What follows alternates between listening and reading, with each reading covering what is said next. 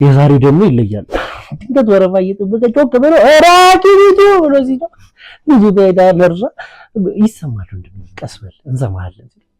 አይ ልምድ ሆኖብኝ ነው ከዚህ በኋላ እንዳላረግ ቢላ ዞር ስትል ራቂ ልጁ ልጅ ታይዳ ቀስ በል ወንድሜ እየሰማን ነው በቃ ረጋ ብለህ ተጣራስ ራቂ ልጁ።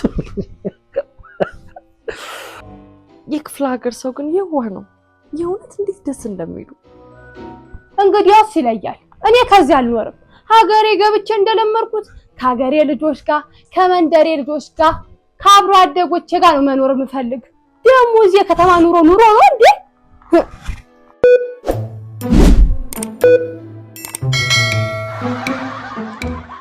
አይውልህ አበዛሹ ምናምን እንዳትለኝ ግን በቃ አያቴ ትዝ አሉኝ። ውይ አያቴን እኮ ብታያቸው ምን የመሰሉ ጀግና ነበሩ። ከራሳቸው አልፎ ለስንት ሰው የሚተርፉ። በቃ ይኸውልህ ልጁን እየተሳረገው ቁርጥ አያቴን ነው የመሰለኝ። ኧረ አዲስ አበባ አቤት አዲስ አበባ አቤት መብራት፣ እውነትም አዲስ አበባ አቤት አቤት መብራት አቤት አበራር። ጤፍ ያስለቀማል እኮ ምሽቱ ጤፍ ያስለቀማል። እንዲያው ምን ሆነ ሁሉ መሰለ የሆነ ቸበር ጋር ጠርዝ ላይ ሄጄ ስቆም በራሷ ሰዓት እንደዚህ ከፈታ ታለች። ሰው ግር ብሎ ሲገባ እኔም ተከትዬ መግባት።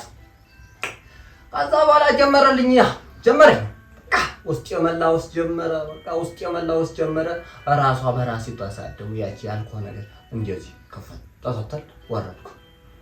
ወረድ በየ እንዴ እልልሃለሁ ወደዚህ ፎቁ አናት ላይ እንደው መድኃኔዓለም እንደው ኧረ በስመ አብ እንደው አንዲት መሰላልም ሆነ ደረጃ ሳንወጣ ነው ፎቁ አናት ላይ ራሴን ያገኘሁት። አይ አዲስ አበባ እንደው አንተ ራሱ ሄደህ ታውቃለህ? እኔ ገና ከመጣሁ በ15 ቀን የኔ ዘለኩበት ወዱ አይደለም አባቴ ዘለቀ ያለኝ እኔን። ያው እንደነገርኩ አያቴ የሰፈሩ አድባር የሆነ ሰው ነው። ያው ሰብሳቢ ለማለት ፈልጌ ነው። ይገርማል። አንድ ቀን ሌሊት ምን እንደተፈጠረ ታውቃለህ? ሌባ ወደ ቤታችን ሰተት ብሎ ይገባል። ከዛ ለካ አያቴ ነክቶበታል። ይሄ የሚያሳየው እንግዲህ በጣም ንቁ ሰው መሆኑን ነው። ከዛን ከኋላ ቀስ ብሎ ሄደና ሌባውን ቀጠም አድርጎ ይዟል። ከዛም በኋላ ሌባው ወዴት አባቱ ሂድ ወዴትም። በመቀጠል አያቴ እዚህ እግሩ ጋር ይዟል። ከቁርጭምጭሚቱ ትንሽ ከፍ ብሎ ማለት ነው። ከዛን ያዝ አደረገውና በአናቱ በኩል ብቻ አንድ ሁለቴ አሽከርክሮ አንዱ እንደ ጅራፍ ሲያጮህ የሰፈሩ ሰው በጠቅላላ ማን አባቱ ነው በዚህ በኩል ሌሊት እንደዚህ የሚጮህ ብሎ ግልብጥ ብሎ ይመጡኛል። ከዛንማ ጸጉሩ እንደ ቃጫ ተጠቅሞ ያጮህ ሰው መሆኑን ሲያውቁ በአያቴ ጀብዱ በጣም ይገረሙና በአግራሞት ጭንቅላታቸውን ነቅነቅ ያረጉታል። እና ይሄ ነገር አይገርምም?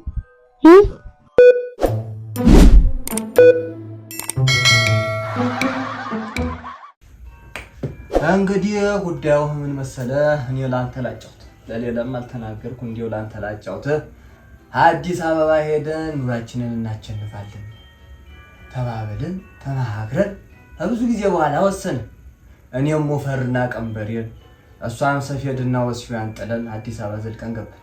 ይኸው ገና በሁለተኛ ሳምንቷ አልተመለሰም ብላ አይሆ ማታ ጭቅጭቅ እኔ ዘለቀ ኧረ አዲስ አበባ ለቅቄ ይሄ ምንድን ነው የሚባል ይሄ ቀዩ መኪና ይሄ አዲስ አበባ ላይ እንደው ውር የሚለው ምን ሲኖክራት ለምን እሱ አይሄድብኝም?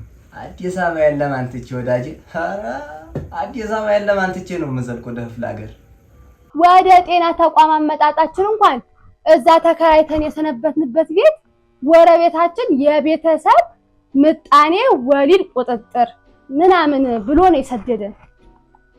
የምር ግን ባልና ሚስት ናቸው? ወይኔ እዚህ ጋር ቆይ አሁን እቺ ልጅ ማን ነው አምኖ የሰጠው? እሺ እሱስ ቆይ ምን አስበው ነው እንዴ?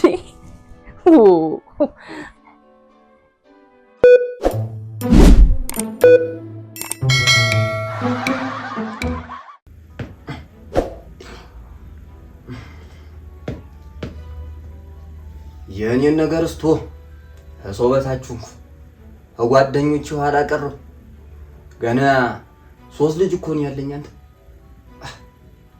አባቷ እንኳ በ13 ዓመቷ ነበር የዳረልኝ። እንዲሁ የኑሮ ጉዳይ ያዘንና እዚህ ስንል እዚያ ስንል እንዲሁ ስንንከራፈፍ 3 ልጅ ላይ አረፍን። ተወሱንስ አሁን እዚህ አዲስ አበባ መጣን። ደግሞ በጎረቤት የቤተሰብ ምጣኔ የቤተሰብ የወሊድ ቁጥጥር ብለው እንዲሁ ግራ ግብት ታለኝ እኮ ወደዚህ ሲሰዱኝ። አንተው ምንድነው እሱ? ምንድነው? እስቲ አንተ አስረዳኝ። እሺ እንዲሁ እሱን ተውሽ። ስንት የልጅ ልጅ አየህ አንተስ? ልጅም የለ እንዲሁ ምንም ማን ረግሞ ነው አንተው?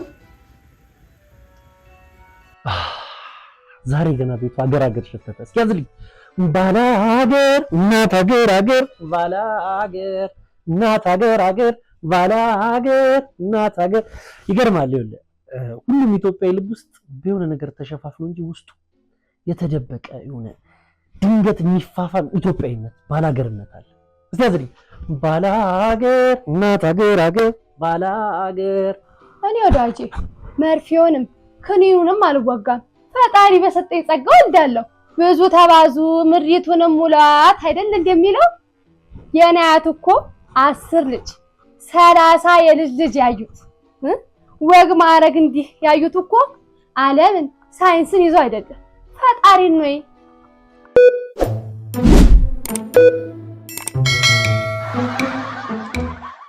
ይኸውልህ ልጁን እኮ አይኑን ሰው ቁርጥ አያቴን እየመሰለኝ እኮ ነው። ለምን እንደውም በዚሁ አንድ ታሪክ አልጨመርልህም? ይገርምሃል፣ ድሮ አያቴ አደን ያድን ነበረ። ጫካ ውስጥ እየገቡ የተለያዩ የዱር እንስሶችን እያደኑ ይበሉ ነበረ። ማለቴ ይበሉ ነበር ሳይሆን ያድኑ ነበር ለማለት ፈልጌ ነው። ለካ አንበሳ አይበላም። ከዛንልህ ከዕለታት በአንድ ቀን ጫካ ውስጥ ለአደን ይገባልህና አርፍጦ ባለበት ቅጽበት ላይ ብዙ የሆኑ የጎሽ መንጋ ወደሱ ይመጣበታል። ከዛን አይኔ እያየማ በጎሽ አልረጋገጥም ብሎ በማሰብ ወገቡ ላይ ያለውን ገመድ ፈቶ እስር ያደርግና ወደ ጎሾቹ ይወረውርላል። ከዛም በኋላ አንድ ጎሽ አንገት ስር ይገባላል። እሱን ሰብ አደረገና ገመዱን እሱ ላይ ወጥቶ እየጋለበ ልክ እሱን ተከትሎ የመጣውን ደግሞ ሌላ ጎሽ በግራ እጁ ይዞ እየጎተተ 2 ሰዓት ከጋለበ በኋላ ቤት ይደርስላል አያቴ። ከዛም በኋላ በፍጹም አያቴ በበሬ አርሶ አያውቅም ነበር። ምክንያቱም በእነሱ ነበር የሚያርሰው። አያቴ በጣም ገራሚ ሰው እኮ ነው። ምን አለ ባውቀው ኑሮ። ምን አልከኝ? አዎ ስማ አያቴን አላውቀውም። ያው አባቴ በነገረኝ አፈ ታሪክ ነው እየነገርኩ ያለሁት። ያው ደግሞ አፈ ታሪክ ነው። ያት እስኪ እንደው በእናትህ የኔ ሸጋለሚት አቤት እንዲው ለተኛ አይኗ ከብለ ለባለ ሰዓት ልቤ ቁልጥ ነው የሚልላት። ትዝ ይልሻል አይደል ያኔ ሰርጋችን ቀን መንደሩ ሁሉ ነቀል ለምን እኮ ነበር የወጣው። አታስታውሰኝ። እንዲው ያኔ የጋሻ ቦጋለ ማነው አያ ቦጋለ ያያ ቦጋለ አህያም አዲስ ነበረች። አብያ ምቿት ምንድነው የአዲስ አበባኛ የሚባል 00 ነበረች ያኔ። አሁን እንደዚህ ዝም በመጫወቻ ሆነ ከመጣሏ በፊት አያ ቦጋለ። ቆይ ግን እንዲው እንስሳት ተጠቅሞ መንገድ የሚጥል ሰው ግን ጤነኛ ነው? ንገረኝማ እስኪ አንተ። ገደም ያተማ አይኗ ከብለት ሲልልኝ የኔ ያለ ወይ የኔ ጌታ እንዲው የኔ ያለ ወይ የኔ አባት እንዲው ምን ትወኝልኝ ምን ሊሆንልሽ እንደሆነ ምን ልሽሽግሽ እንደው እባክህ ኩሪናታው አራው አራስቲ እንደሆነልኝ እስኪ እንደው አያልኝ አለ። እስኪ የመጡበትን ምክንያት ጠይቅልኝ። የቤተሰብ ምጣኔ ተብለው ነው የመጡት።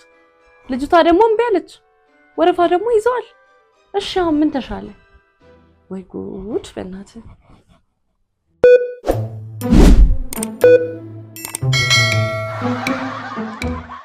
እንግዲህ ወንድም አለም ተዚህ ምን ቀብርልሻለን ተዚህ ምን እንሰጥሻለን ያሉትን አላደርግ። እንግዲህ ተዚህ ያኖሩት አለ እኔ ባላነበው በጆሮ የሰማሁትን ልንገር። ወንድም አለም እንኳን ደስ አለ። አራተኛ ልጅ ጠልሻለሁ።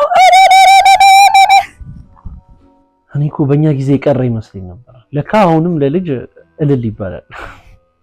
እሺ መፈጠሩን ተፈጠር፣ ግን ደግሞ ከዝቅተኛ ቤተሰብ ስትፈጠር እንዴት ትሞታለህ ስትፍጨረጨር?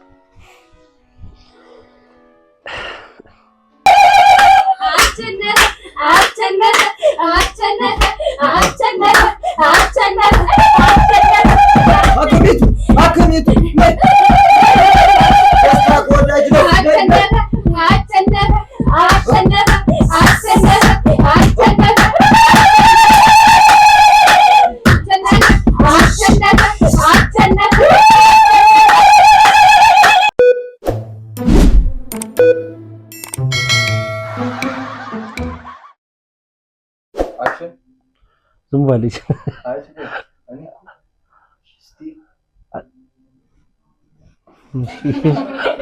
ታውቃለህ ምን እንዳንደገም እኮ ነው። እኔ ጠፋብኛል ግጥ ልጀምር።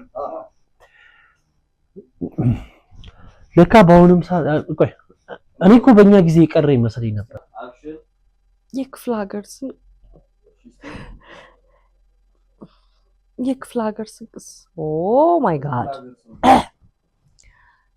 የክፍለ ሀገር ሰው ግን የዋህ ነው የሆነች በቃ እንዴት ደስ እንደሚል ኤፒሶድ 05 ስቴፕ 09 ቴክ 02 ታካሚ አክሽን ወደ ጤና ተቋም አመጣጣችን እንኳን